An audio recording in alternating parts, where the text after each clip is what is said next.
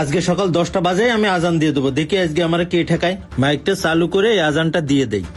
আরে হুজুর দাঁড়ান দাঁড়ান, আপনি আজান দিচ্ছেন কেন? আজান তো দেবো আমি, আর এখনো তো আজানের সময় হয়নি। মোয়াজ্জেম সাহেব, আজান যে আপনি দেন এটা আমি জানি, আর এখন সময় যে হয় না এটাও আমি জানি। আপনি শুধু দেখেন আমি কি করি। আজকের আজানটা আমি দেবো, আপনি দাঁড়ান। হুজুর এখন আজান দিলে এলাকাবাসী কি বলবে, আর সভাপতি যারা কমিটিতে আছে তারা কি বলবে? আরে ওইটা নিয়ে আপনি চিন্তা করেন না, ওটা আমি দেখে নেব, আপনি নিশ্চিন্তে থাকেন। আরে আরে ইমাম সাহেব,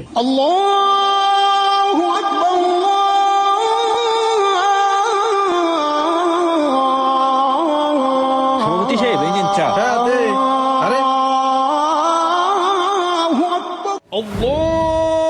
আরে কি ব্যাপার, মুয়াজ্জিম সাহেব এখন আজান দিচ্ছে কেন? বুঝলাম না কিছু, এই অসময়ে আজান দিচ্ছে কেন? হ্যাঁ তাই তো সভাপতি সাহেব, এই অসময়ে মুয়াজ্জিন সাহেব কিভাবে আজান দিতে পারে? ইমাম সাহেব হুজুর যে কি করতেছে আমি কিছুই বুঝতেছি না।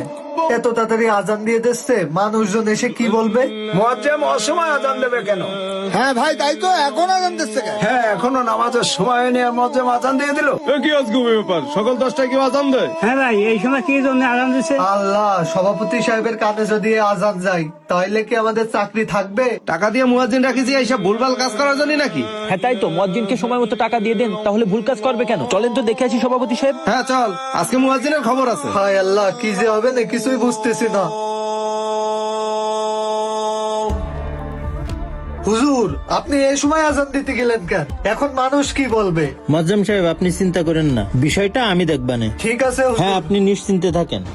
তাড়াতাড়ি চলেন সভাপতি সাহেব, বিষয়টা দেখতে হবে। মুয়াজ্জিনের আজকে খবর আছে, অসময় আজান দেয়। এই মুয়াজ্জিন বাইরে বেরোন।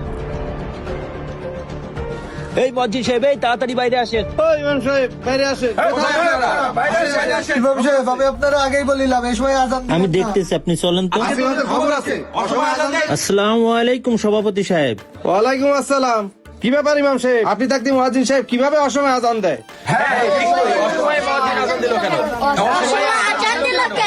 সভাপতি সাহেব, মোয়াজ্জেম সাহেবের কোনো দোষ নেই, অসময় আজানটা আমি দিছি।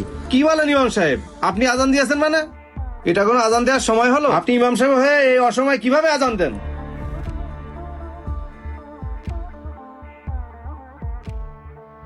হ্যাঁ ঠিকই তো ইমাম সাহেব, এটা তো আমরা আপনার কাছ থেকে আশা করিনি। আপনি অসময়ে আজান দিয়েছেন, এই কাজটা কি আপনি ঠিক করেছেন?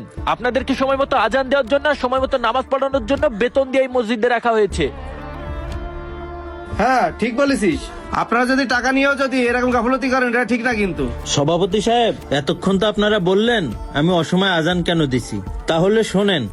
অসময় আজান দিছি বিধায় আপনারা চলে আসছেন মসজিদে আমার বিচার করার জন্য। আর যখন মোয়াজ্জেম সাহেব 5 ওয়াক্ত সময় মতো আজান দেয় তখন তো আপনাদের মসজিদে দেখা যায় না।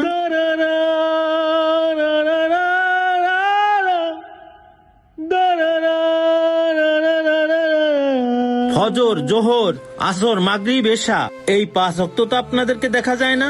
বেশি সময় তো আমি আর মোয়াজ্জেম সাহেবই মসজিদে জামাতে নামাজ পড়ি।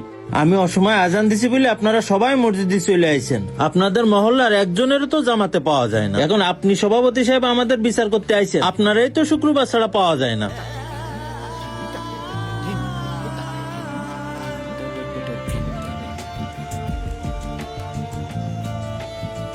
আপনি সভাপতি, আপনি মসজিদে নামাজ পড়তে আসেন না, তা বাকি মুসল্লিরা কোনতে আসবে?